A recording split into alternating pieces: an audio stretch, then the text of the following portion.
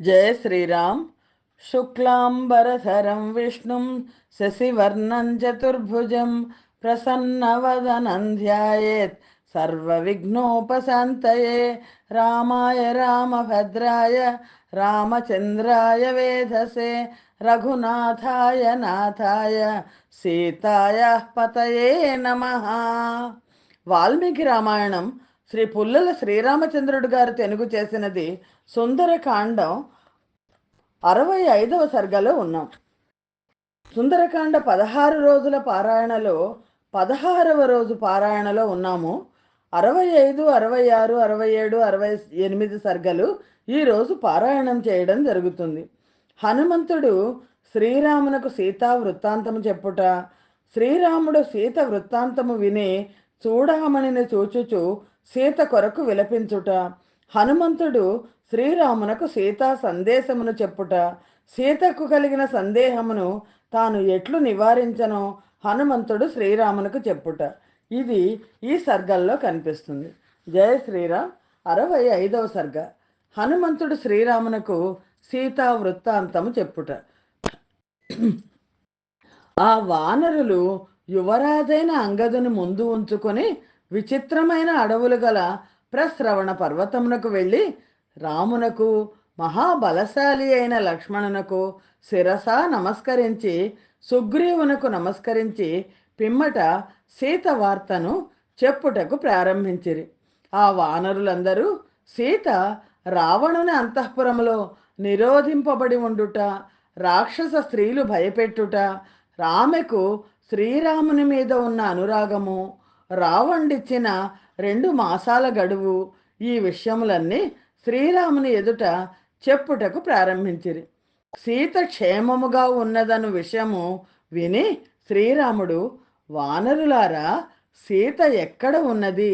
నా విషయమునందు ఏ అభిప్రాయముతో ఉన్నది? సీతకు సంబంధించిన ఆ విషయములన్నీ నాకు చెప్పుడు అని ప్రశ్నించెను. ఆ వానరులు శ్రీరాముని మాటలు విని సీత వృత్తాంతము తెలిసిన హనుమంతుణ్ణి నువ్వు చెప్పుము అని శ్రీరాముని ముందుకు తోసిరి. మాటలలో నేర్పరి వాయుపుత్రుడు అయిన హనుమంతుడు ఆ వానరుల మాటలు విని సీత ఉన్న దిక్కువైపుకు తిరిగి ఆమెకు శిరస్సు వంచి నమస్కరించి సీతను తానెట్లు చూచెనో తెలుపుచు ఇట్లు పలికెను. రామా, నేను 100 యోజనములు పొడవైన సముద్రమును లంఘించి జనకుని కుమార్తె అయిన సీతను వెదకుచు ఆమెను చూడవలెను అను కోరికతో వెళ్ళి తిని. అక్కడ దక్షిణ సముద్ర తీరమునందు దురాత్ముడైన రావణుని లంక అను నగరమున్నది. ఆ లంకలో రావణ అంతఃపురములో నేను పతివ్రత అయిన సీతను చూచి తిని. ఆమె తన మనోరథములన్నీ నీ మీదనే ఉంచుకొని జీవించుచున్నది. ఉద్యానవనములో వికృతములైన ముఖములు గల రాక్షస స్త్రీలు ఆ సీతను రక్షించుతున్నారు. మాటి మాటికి ఆమెను భయపెట్టుతున్నారు. అట్టి సీతను నేను రాక్షస స్త్రీల మధ్య చూచి తిని. నీతో కలిసి సుఖములు అనుభవించుటకు అలవాటు పడిన ఆ దేవి ఇప్పుడు దుఃఖం అనుభవించుతున్నది. ఆమె నిన్ను గూర్చిన ఆలోచనతోనే నిండినదై ఒకే జడతో దీనురాలై ఉన్నది. నేల మీదనే పండుకొనుచు రంగుమారిన శరీరము కల ఆమె శిశిర ఋతువులో పద్మలత వలె ఉన్నది. ఆమె రావణుని యందు ఏమాత్రమూ దృష్టి లేనిదై అతని చేతిలో చచ్చుటకే నిశ్చయించుకొన్నది. నీ మీదనే మనస్సు నిలుపుకొని ఉన్న ఆ సీతను నేను ఎట్లో అన్వేషించగలిగితిని. నేను ఇక్ష్వాకు వంశము కీర్తిని మెల్లగా వర్ణించుచు ఆమెకు నాపై విశ్వాసము కలుగునట్లు చేసి తిని. పిమ్మట నేను ఆమెతో సంభాషణం చేసి విషయములను తెలిపి తిని. శ్రీరామ సుగ్రీవుల మధ్య స్నేహం ఏర్పడినది అని తెలుసుకొని ఆమె చాలా సంతోషించింది. ఆమె సదాచార నిష్ఠతో నీపై స్థిరమైన భక్తితో ఉన్నది. నీ యందు అచంచలమైన భక్తితో ఉగ్రమైన తపస్సు చేయుచున్న మహాభాగ్యవంతురాలైన సీతాదేవిని నేను ఇట్టి స్థితిలో చూచితిని. చిత్రకూట పర్వతం మీద నీ దగ్గర జరిగిన కాక వృత్తాంతమును ఆమె ఆనవాలుగా చెప్పినది. ఓ హనుమంతుడా, నీవు ఇక్కడ చూచినది అంతా మనుష్య శ్రేష్ఠుడైన శ్రీరామునకు చెప్పవలెను అని సీత నాతో పలికెను. సుగ్రీవుడు దగ్గరనే ఉండి వినుచుండగా నీవు ఈ మాటలన్నీ చెప్పి నేను ప్రయత్నపూర్వకముగా రక్షించి ఉంచిన ఈ మణిని శ్రీరామునకు ఇవ్వవలెను. శోభాయుక్తమైన ఈ చూడామణిని నేను చాలా జాగ్రత్తగా సంరక్షించినాను. శ్రీరామ, ఒకనాడు నా నుదుట తిలకము చెరిగిపోయెను. అప్పుడు నీవు మణిశిల తీసి దానితో నుదుట తిలకము ఉంచుటకు బదులు గండస్థలముపై ఉంచితివి. ఈ విషయమును గుర్తు చేసుకొనుము. జలములో పుట్టిన శోభాయుక్తమైన ఈ చూడామణిని నీకు పంపివేయుచున్నాను. శోకముతో వ్యాకులురాలనైన నేను ఇకపై జీవింపచాలను.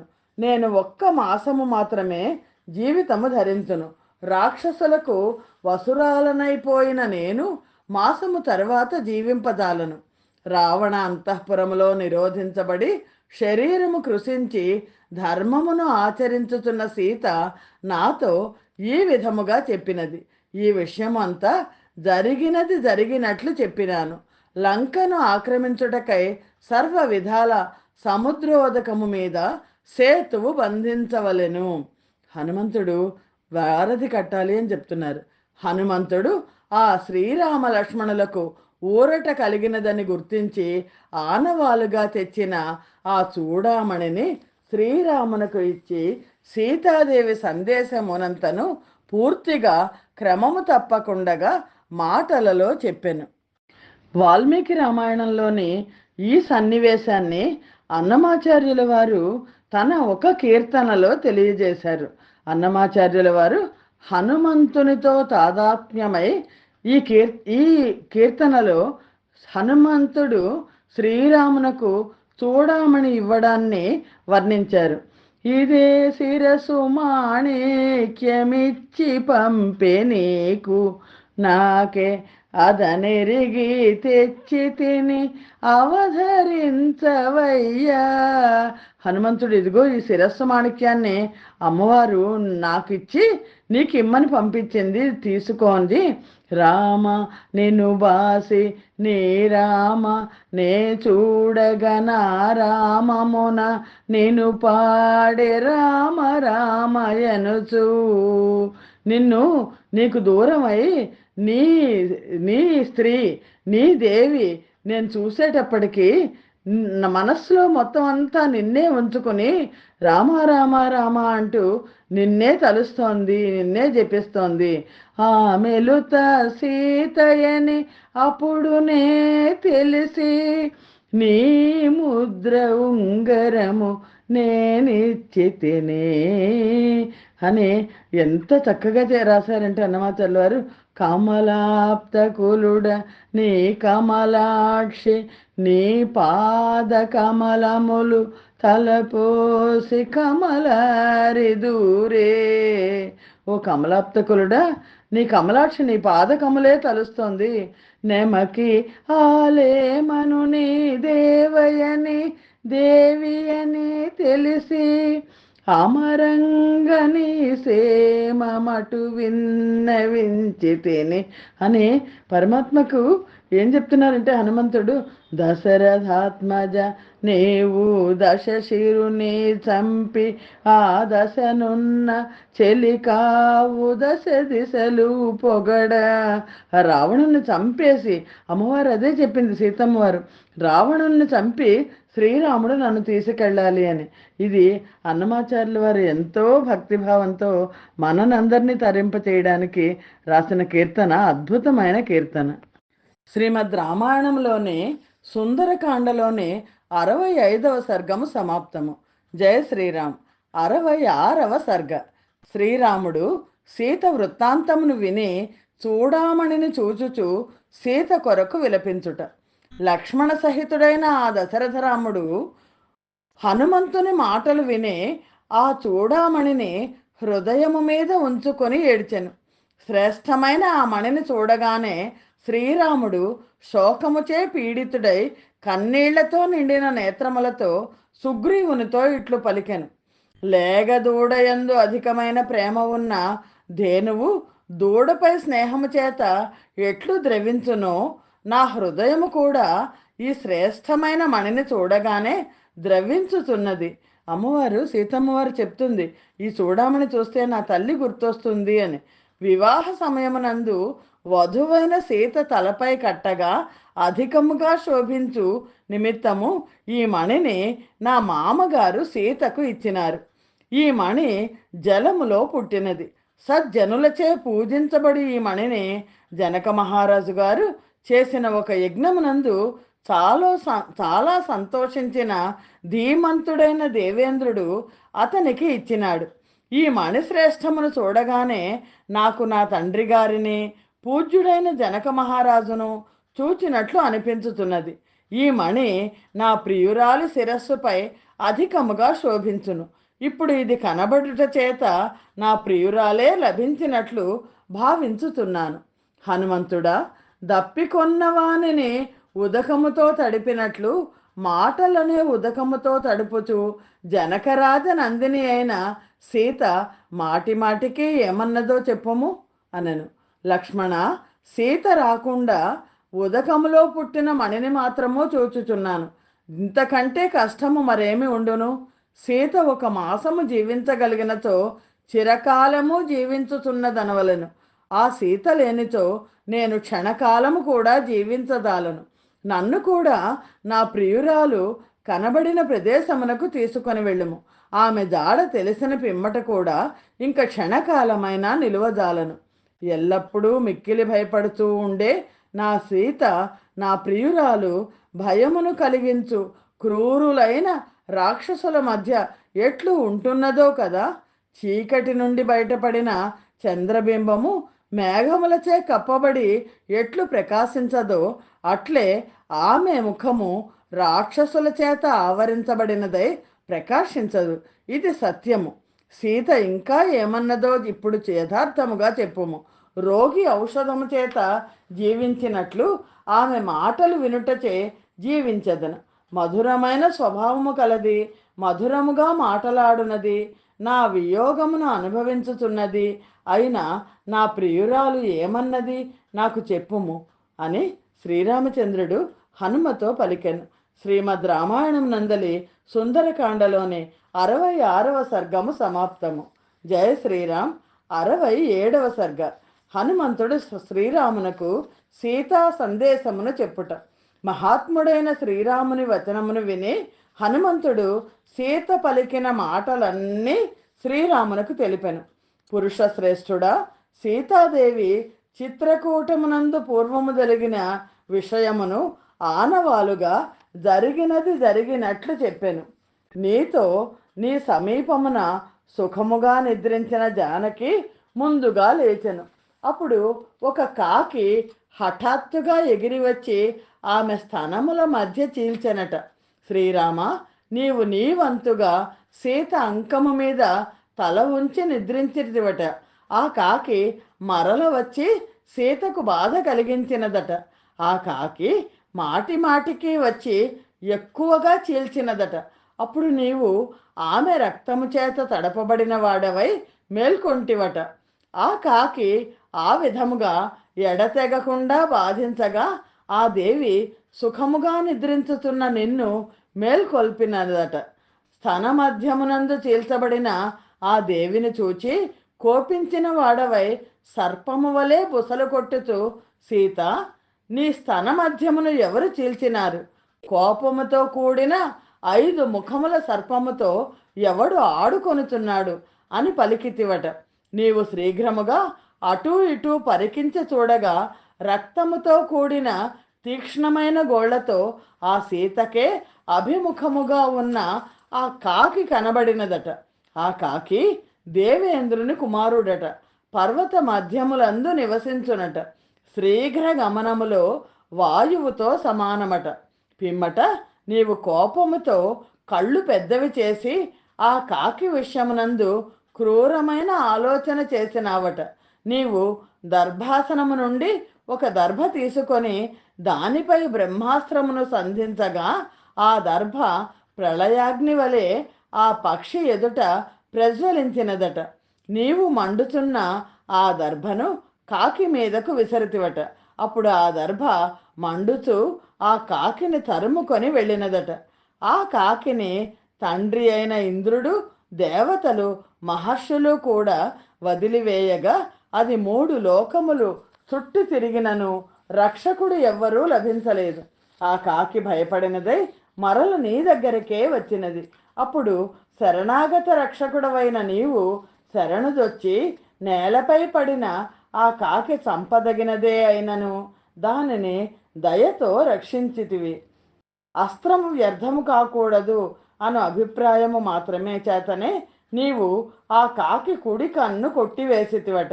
అప్పుడు ఆ కాకి విడువబడినదై నీకు నీ తండ్రి అయిన దశరథునకు నమస్కరించి తన నివాసమునకు వెళ్ళిపోయెను. ఈ విధముగా అస్త్రవేత్తలలో శ్రేష్ఠుడైనను, బలము కలవాడైనను, ఉత్తమ శీలము కలవాడైనను శ్రీరాముడు రాక్షసులపై అస్త్రమును ఎందువలన ప్రయోగించుటలేదు? నాగులు కాని, గంధర్వులు కాని, అసురులు కాని, దేవతాగణములు కాని వీరందరూ కలిసి కాని యుద్ధములో శ్రీరాముని ఎదుట నిలవజాలరు. పరాక్రమవంతుడైన ఆ శ్రీరామునకు నా విషయమునందు ఏమైనా తొందర ఉన్నచో తీక్ష్ణములైన బాణముల చేత యుద్ధములో రావణుడు చంపబడుగాక. శత్రు సంహారకుడు, సర్వశ్రేష్ఠుడు, రఘువంశాలంకారభూతుడు అయిన లక్ష్మణుడైన అన్నగారి అనుజ్ఞ పొంది నన్ను రక్షించవచ్చును కదా. సమర్థులు, వాయువుతోనూ అగ్నితోనూ సమానమైన తేజస్సు కలవారు, దేవతలకు కూడా ఎదిరింప శక్యము కానివారు అయిన ఆ పురుష శ్రేష్ఠులు నన్ను ఎందుచేత ఉపేక్షించుతున్నారు? నేనే ఏదో గొప్ప పాపము చేసి ఉన్నాను, సందేహము లేదు. అందుచేతనే సమర్థుడై ఉండి కూడా శత్రుపీడకులైన ఆ శ్రీరామలక్ష్మణులు నన్ను ఉపేక్షించుతున్నారు. సీతమ్మ ఇలా చెప్తోంది అని హనుమంతుడు శ్రీరామచంద్రునికి యథాతథంగా ఆవిడ ఏం మాట్లాడిందో ఆ మాటలన్నీ చెప్తున్నారు. దీనములు, కన్నీళ్లతో కూడిన వాక్యములు గల సీతాదేవి మాటలు విని నేను మరలా పూజ్యురాలైన ఆమెతో ఇట్లు పలికి తిని, ఓ సీత, నీ వియోగము వలన కలిగిన దుఃఖము చేత శ్రీరాముడు భోగాదులందు ఆసక్తి లేకుండా ఉన్నాడు. సత్యము మీద ఒట్టు పెట్టి చెప్పుతున్నాను, శ్రీరాముడు దుఃఖాక్రాంతుడైనప్పుడల్లా లక్ష్మణుడు కూడా దుఃఖించుతున్నాడు. అదృష్టవశము చేత నీవు కనబడితివి. ఇంకా ఇది విలపించుటకు సమయము కాదు. స్వల్ప కాలములోనే దుఃఖముల అంతము చూడగలవు. పురుషులలో శ్రేష్ఠులు, మహాబలశాలులు అయిన ఆ రాజపుత్రులిద్దరూ నిన్ను చూడవలనని ఉత్సాహముతో ఉన్నారు. వారు లంకను భస్మము చేసివేయగలరు. శ్రీరాముడు భయంకరుడైన రావణుని, అతని బంధువులను యుద్ధములో చంపి నిన్ను తప్పక తన అయోధ్యాపురికి తీసుకొని వెళ్ళగలడు. శ్రీరామునకు సంతోషమును కలిగించేది, అతడు గుర్తించగలిగినది అయిన ఆనవాలు నేదైనా ఒకటి ఇమ్ము. ఆమె అన్ని దిక్కుల వైపు చూచి తాను వేణిలో ధరించే ఈ ఉత్తమమైన మణిని బట్ట ముడి నుండి విప్పి నాకిచ్చెను.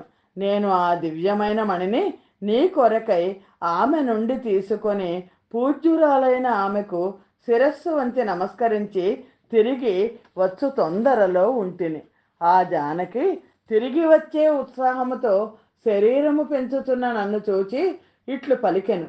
నేను తిరిగి వెళ్ళిపోవుచున్నానని దిగులు చెందిన ఆ దీనురాలి ముఖము కన్నీళ్లతో నిండి ఉండెను.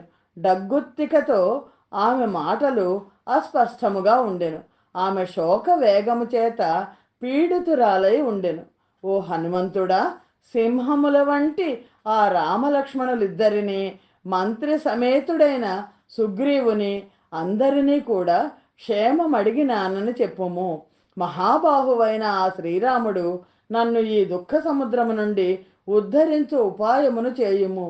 నీవు శ్రీరాముని వద్దకు వెళ్ళి తీవ్రమైన నా ఈ దుఃఖ వేగమును గూర్చి ఆ రాక్షస స్త్రీలు నన్ను భయపెట్టుచున్నారు అను విషయమును ఆయనకు తెలుపుము. నీ మార్గము సుఖకరమగుగాక. రాజాధిరాజ, పూజ్యురాలైన సీత చాలా దుఃఖించుచు నీకు చెప్పమని ఈ మాటలు చెప్పినది. నేను చెప్పిన ఈ మాటలు విని సీత పరిపూర్ణ క్షేమముతో ఉన్నదను విషయమును నమ్ముము. శ్రీరామచంద్రమూర్తికి హనుమ తను లంకను కాల్చాననే గొప్పలు చెప్పుకోలేదు. సీతమ్మ వారితో ఏం మాట్లాడారో, ఏది ఎంతవరకు మాట్లాడాలో అంతవరకు మాత్రమే మాట్లాడడమే నిజమైన నేర్పర్ల లక్షణం. శ్రీమద్ రామాయణం నందలి సుందరకాండలోని 67వ సర్గము సమాప్తము. 68వ సర్గ జయ శ్రీరామ్. హనుమంతుడు శ్రీరామునితో ఇంకా ఇట్లంటున్నారు. ఓ నరశ్రేష్ఠుడా, పిమ్మట ఆ సీతాదేవి నీ మీద ఉన్న ప్రేమ వలన, సౌహార్దము వలన నాకు అనుమతినిచ్చి తొందరగా మరలా ఇట్లు పలికెను. దశరథ కుమారుడైన శ్రీరాముడు యుద్ధములో శీఘ్రముగా రావణుని చంపి నన్ను పొందునట్లుగా ఈ విధముగా అన్ని విషయములు చెప్పవలెను. నీకు అంగీకార యోగ్యమైనచో ఒక్క రోజు పాటు ఏదైనా రహస్యమైన ప్రదేశములో ఉండుము. విశ్రాంతి తీసుకొని రేపు వెళ్ళవచ్చును. దురదృష్టవంతురాలనైన నాకు నీవు దగ్గర ఉండుటచే ఈ శోక పరిపాకము నుండి ముహూర్త సమయమైనను విమోచనము కలగవచ్చును. పరాక్రమవంతుడైన నీవు తిరిగి వచ్చుటకై వెళ్ళిపోయిన పిమ్మట నేను జీవించి ఉందునా అనేది కూడా సందేహాస్పదమే. ఇందులో సందేహము లేదు. ఒక దుఃఖము తరువాత మరొక దుఃఖమును అనుభవించుతూ దీనురాలనై దుఃఖములు అనుభవించటకే పుట్టిన నాకు నీవు కనబడకపోవటచే దుఃఖము ఇంకా అధికమగును. నీకు సహాయభూతులైన వానర భల్లూకాదుల విషయమునందు ఒక పెద్ద సందేహము నా ఎదుట నిలిచి ఉన్నది.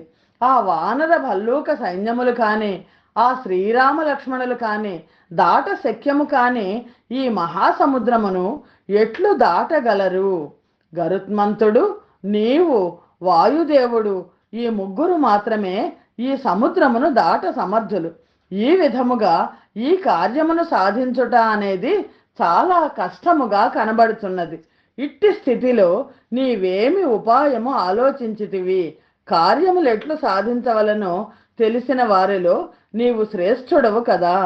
శత్రువీరులను నశింపచేయువో హనుమంతుడా, ఈ కార్యమును నీవే ఒంటరిగా సాధించగలవు. నీ కార్యము సఫలమై యశస్సును కలిగించును. కానీ శ్రీరాముడు యుద్ధములో సమస్త సైన్యములతో సహా రావణును చంపి విజయవంతుడై నన్ను తన నగరమునకు తీసుకుని వెళ్ళినతో అది యశస్కరముగా ఉండును. రావణుడు వీరుడైన శ్రీరాముని మోసగించి నన్ను హరించినట్లు శ్రీరాముడు ఆ రావణునికి భయపడి ఆ విధముగా నన్ను తీసుకొని వెళ్ళుట యుక్తము కాదు. హనుమంతుడు, నేను నిన్ను తీసుకెళ్ళిపోతాను అన్నాడు.